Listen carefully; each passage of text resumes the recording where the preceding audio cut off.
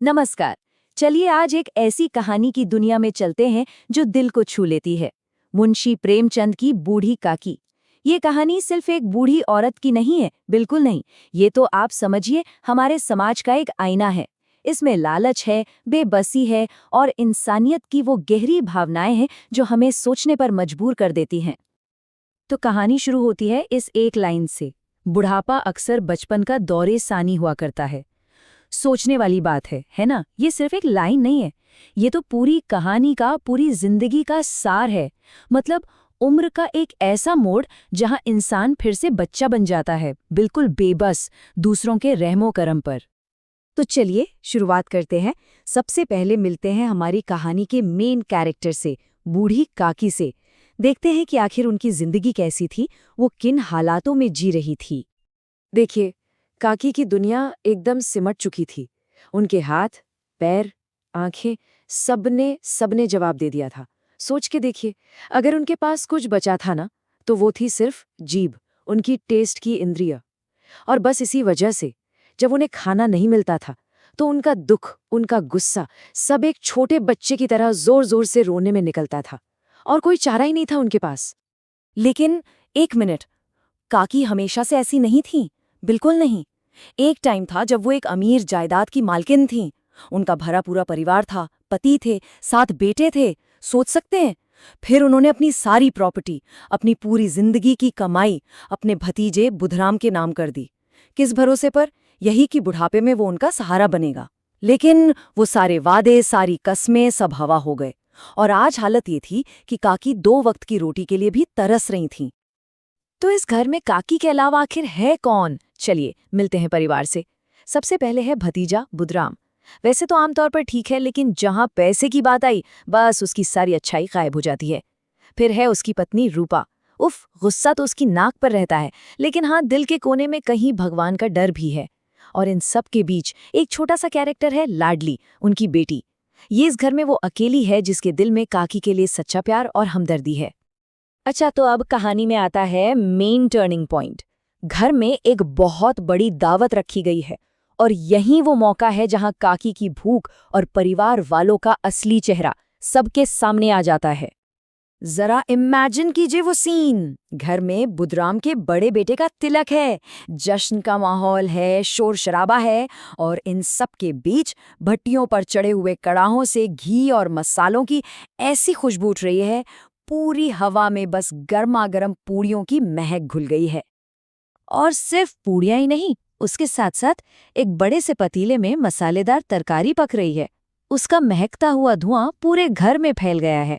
और यही खुशबू काकी के उस अंधेरे कमरे तक पहुंच रही है, उन्हें और ज्यादा बेचैन कर रही है। एक तरफ जश्न, दूसरी तरफ एक कमरे में कैद भूख। अपने उस अंधेरे कमरे में काकी का दिल बस बैठा जा रहा था। उनके मन में क्या चल रहा होगा? इतनी देर हो गई, कोई खाना लेकर क्यों नहीं आया? कहीं सबने खा तो नहीं लिया? शायद शायद मेरे लिए कुछ बचा ही नहीं। शायद सब मुझे भूल गए। ये ख्याल उनकी भूख को और भड़का रहा था। तो अब देखते हैं आगे क्या होता है। जब भूख बर्दाश्त से बाहर हो जाती है, तो काकी को क्या झेलना पड़ता है। कैसा अपमान, कैसा तिरस्कार। वो खुशबू काकी को खींचे लाई।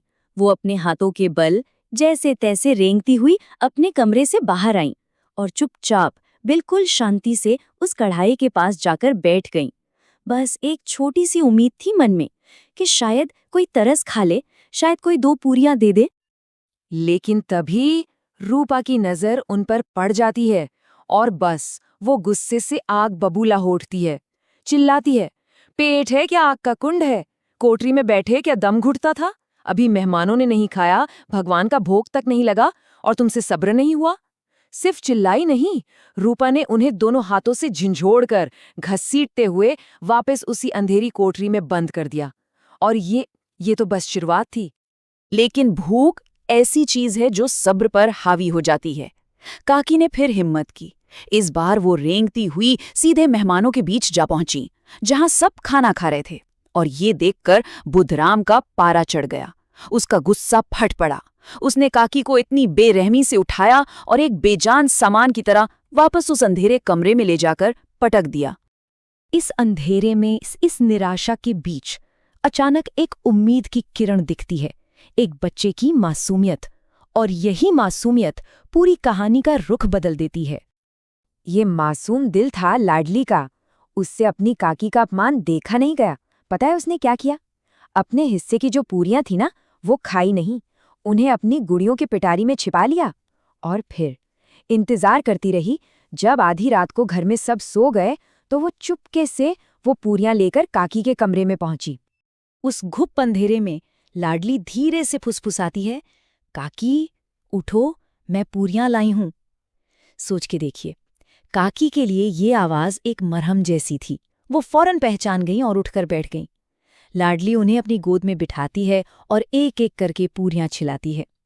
ये शायद पूरी कहानी का सबसे प्यारा, सबसे दिल को छू लेने वाला पल है। काकी ने वो पूरियां तो खा लीं, लेकिन यहाँ एक अजीब बात हुई। उन थोड़ी सी पूरियों से उनकी भूख मिटी नहीं, बल्कि और भड़क उठी।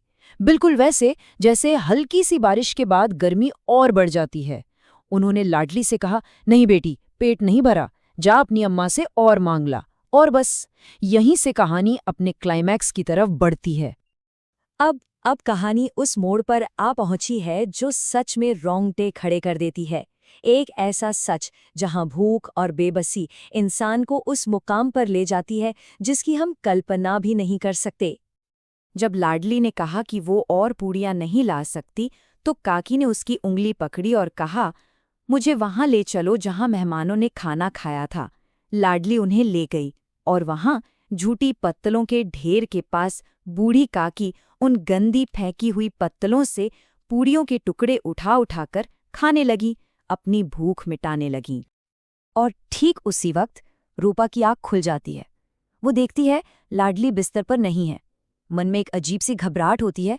वो उठती है, बाहर आती है, और जो सीन उसकी आंखों के सामने आता है उसे देखकर उसके पैरों तले से जमीन खिसक जाती है।